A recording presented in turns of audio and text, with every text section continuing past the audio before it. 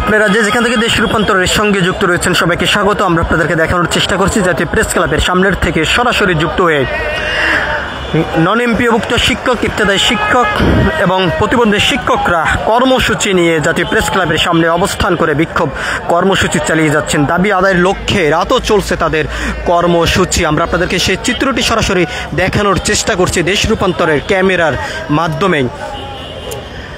ছাত্র জনতার আন্দোলনের পর থেকে দেশের বিভিন্ন স্থান থেকে আন্দোলন, সংগ্রাম, বিক্ষোভ কর্মসূচি এখনও পর্যন্ত চলমান রয়েছে। সামাজিক সংগঠন থেকে শুরু করে শিক্ষা প্রতিষ্ঠানের বিভিন্ন শিক্ষক শিক্ষার্থীরা রাজপথে দাবি আদায়ের লক্ষ্যে তারা কর্মসূচি চালিয়ে যাচ্ছেন। ঠিক একইভাবেই প্রতিবন্ধী শিক্ষক থেকে শুরু করে ইবতেদায়ী মাদ্রাসার শিক্ষক, তার পাশাপাশি নন এমপিওভুক্ত শিক্ষা প্রতিষ্ঠানের শিক্ষকরা দাবি আদায়ের লক্ষ্যেই রাজপথে অবস্থান করে কর্মসূচি চালিয়ে যাচ্ছেন। বর্তমান অন্তর্বর্তীন সরকারের কাছে উদারত আহ্বান তারা জানিয়ে যাচ্ছেন তাদের দাবিগুলো মেনে নেওয়ার জন্য। তবে স্মারকলিপি দেওয়ার পরে এখনও পর্যন্ত তার কোনো সুরাহ, কোনো সিদ্ধান্ত না পাওয়ার কারণে, প্রজ্ঞাপন জারি না করার কারণে এখনও পর্যন্ত তারা রাজপথে অবস্থান করে আন্দোলন, সংগ্রাম, বিক্ষোভ কর্মসূচি চালিয়ে যাচ্ছেন। ঠিক আমরা আপনাদেরকে দেখানোর চেষ্টা করছি জাতীয় প্রেস ক্লাবের সামনের থেকে। বর্তমানে আপনারা দেশ রূপান্তর ক্যামেরার মাধ্যমে যে চিত্রটি দেখতে পাচ্ছেন, প্রতিবন্ধী শিক্ষকরা এখানে অবস্থান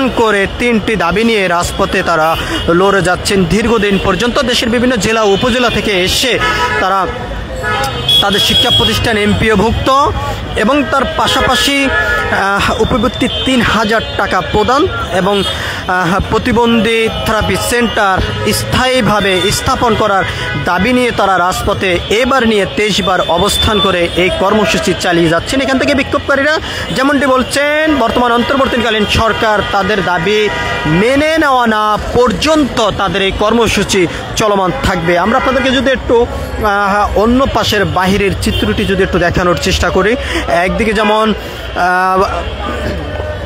হুইলচেয়ারে বসেই প্রতিবন্ধী শিক্ষকরা তাদের এই দাবি আদায়ের লক্ষ্যে অবস্থান করে আছেন, অন্যদিকে ইবতেদায়ী মাদ্রাসার শিক্ষকরা দীর্ঘদিন পর্যন্ত তারা জাতীয় প্রেস ক্লাবের সামনে অবস্থান করে তাদের কর্মসূচি চালিয়ে যাচ্ছেন। আমরা আপনাদেরকে সেই চিত্রটি একটু দেখানোর চেষ্টা করছি। এখান থেকে তারা যেমনটি জানিয়েছেন, দীর্ঘ ২৮ দিন পর্যন্ত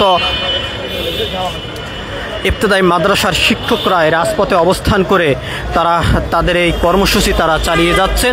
সরকারের পক্ষ থেকে এখনও পর্যন্ত তাদের একটি দাবি মেনে নিলেও তবে তার কোনো প্রজ্ঞাপন জারি করেননি, যার কারণে তারা এখনও পর্যন্ত রাজপথে অবস্থান করে আছেন। তারা নতুন একটি কর্মসূচি ঘোষণা দিয়েছেন, আগামী দিন কাল থেকে তারা আমরণ অনশনে অংশগ্রহণ করবেন তাদের দাবি আদায়ের লক্ষ্যে, এমনটি এখান থেকে ইবতেদায়ী মাদ্রাসার শিক্ষকরা জানিয়েছেন। আমরা আপনাদেরকে সেই চিত্রটি দেখানোর চেষ্টা করছি। ইবতেদায়ী মাদ্রাসার শিক্ষকরা তাদের এই দাবি আদায়ের লক্ষ্যে তারা জাতীয় প্রেস ক্লাবের সামনে দীর্ঘ ২৮ দিন পর্যন্ত অবস্থান করে বিক্ষোভ কর্মসূচি তারা চালিয়ে যাচ্ছেন। আমরা আপনাদেরকে সেই চিত্রটি দেখানোর চেষ্টা করছি। এখান থেকে তারা যেমনটি জানিয়েছেন, আগামী দিন কাল থেকে তারা আমরণ অনশনে অংশগ্রহণ করবেন তাদের দাবি বাস্তবায়ন করার লক্ষ্যে।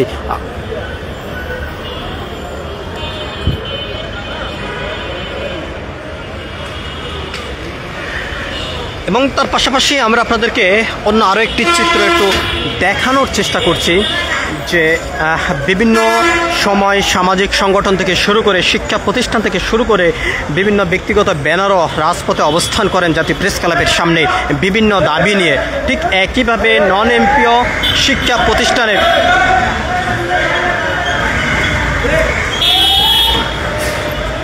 নন এমপিও শিক্ষা প্রতিষ্ঠানের শিক্ষকরা জাতীয় প্রেস ক্লাবের সামনে অবস্থান করে বিক্ষোভ কর্মসূচি চালিয়ে যাচ্ছেন এবং তারা দিন রাত এখানে লাগাতার কর্মসূচি চালিয়ে যাচ্ছেন। আমরা আপনাদেরকে সেই চিত্রটি দেখানোর চেষ্টা করছি। আজকে তারা সচিবালয় ঘেরাও করে দীর্ঘ ১ ঘন্টা পর্যন্ত বিক্ষোভ কর্মসূচি চালিয়ে গিয়েছেন। সেখানে আইনশৃঙ্খলা রক্ষাকার বাহিনীর মুখোমুখি হয়ে কিন্তু তাদের ভিতরে একটি ধাওয়া পাল্টা দেওয়া হয়েছে, সেটি কিন্তু আমরা দেখেছি। এখান থেকে তারা যেমনটি বলছেন, যত সময় পর্যন্ত সরকার তাদের দাবি মেনে না নেবেন তত সময় পর্যন্ত তাদের এই অবস্থান কর্মসূচি চলমান থাকবে।